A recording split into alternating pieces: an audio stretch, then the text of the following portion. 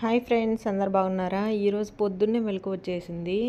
పొద్దున్నే అంటే నా దృష్టిలో 5 గంటలు అనమాట. నేను రోజు లేట్గా లేస్తాను, కానీ ఈరోజు ఎందుకనో 5కే మెలకు వచ్చింది. కానీ పొద్దున్నే లేస్తే తొందరగా అన్ని పనులు చకచక అయిపోతాయి. నేను ఎంత లేద్దామని ట్రై చేసినా నా వల్ల అయితే అవ్వదు. సర్లే, మెలకు వచ్చిన రోజన్నా స్పీడ్గా పనులన్నీ చేసేసుకుందామని లేచిన వెంటనే టీవీలో విష్ణు సహస్రనామం అయితే పెట్టాను. ఆ తర్వాత ఫ్రెష్ అయిపోయి మంచిగా ఫేస్ వాష్ చేసేసుకొని బయట అయితే పక్షుల అరుపులు తెగ వినిపిస్తున్నాయి. మీకు వినిపిస్తా చూడండి.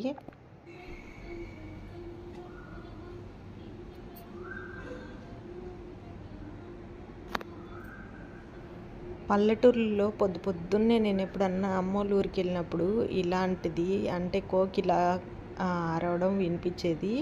మళ్ళీ నేను పొద్దున్నే లేవడం వల్ల ఏమో ఈరోజు వినిపిస్తుంది.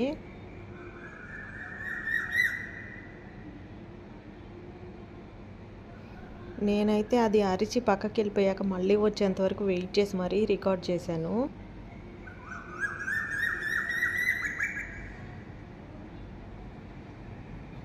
చాలా బాగా అనిపించింది. పొద్దున్నే ఇలా పక్షుల అరుపులతో చాలా ప్రశాంతంగా ఉండింది.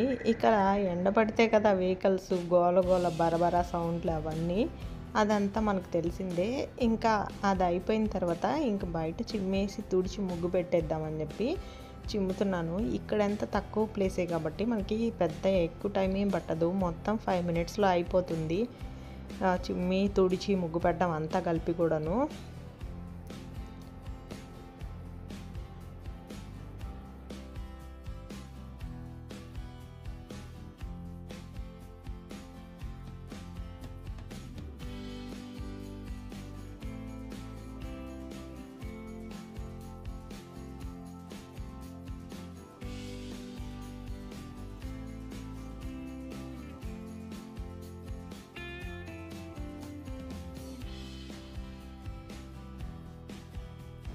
ఇంకా నేను ప్రతిరోజు మెలికల ముగ్గులే వేస్తాను. నాకెందుకో అవే నచ్చుతాయి. చిన్న చిన్నవి 5 చుక్కలవి 7 చుక్కలవి అలాగా చిన్న మెలికల ముగ్గులే వేస్తాను.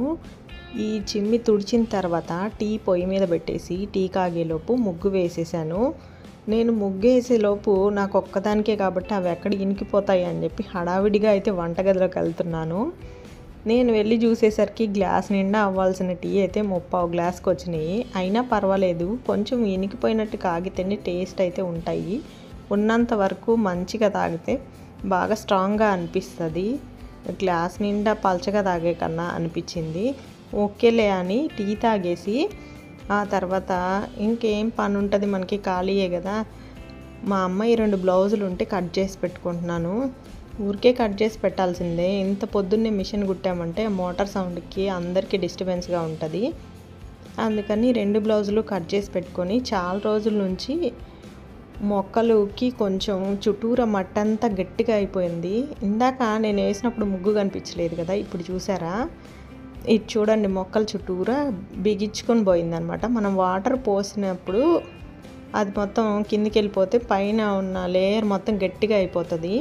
అప్పుడప్పుడు ఇలా కదిలిస్తూ లూజ్ చేస్తే మట్టిని కొంచెం బాగా ఎదుగుతాయి అని చెప్పి మొక్కలు ఇంకా ఎండిపోయిన పాడైపోయిన ఆకులు అవన్నీ తీసేసి మంచిగా ఈ పని అయితే చేస్తున్నాను పొద్దున్నే. ఇప్పుడు మనకి ఇంక చేయడానికి మిగతా ఏం లేవు కదా. ఇది ఎప్పటి నుంచో అనుకుంటే రోజు అట్లే పోస్ట్ పోన్ అయిపోతూ ఉంది. సరే, ఖాళీగా ఉండే బదులు ఈ పనన్నా అవుతుందిలే అని చెప్పి ఇలా చేస్తున్నాను.